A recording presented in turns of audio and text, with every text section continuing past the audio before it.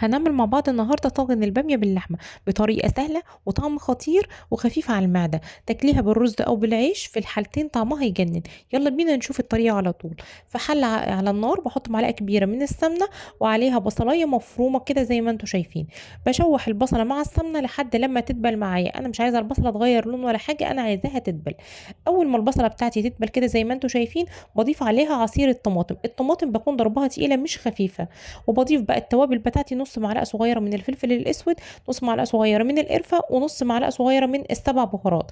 انا ما بحطش على الباميه توابل كتير، هي هم بس دول، وطبعا الملح. اقلب بقى كويس وارفعها على النار لحد لما الصلصه تستبك معايا زي ما شفتوا كده. معايا الباميه بتاعتي مقمعاها زي ما انتم شايفين كده وغسلاها كويس. بنزل بيها على التسبيكه بتاعتي واقلبها كويس. وبكون سلقه اللحمه مسبقا وبضيفها على الباميه والتسبيك. اقلبهم بقى مع بعض كويس. وبزود الباميه بتاعتي من الشوربه، مش بزود ميه، بزود من شوربه اللحمه بتاعتي. لو ما عندكيش شوربه خلاص زودي ميه مش مشكله، وبس ضيفي لها مكعب مرق. اقلبهم بقى كويس وارفعها على النار لحد لما الباميه تستوي معايا. على ما الباميه بقى تستوي بكون معايا كده كام فص توم حلوين وعليهم قرن فلفل اخضر، بدقهم مع بعض كويس.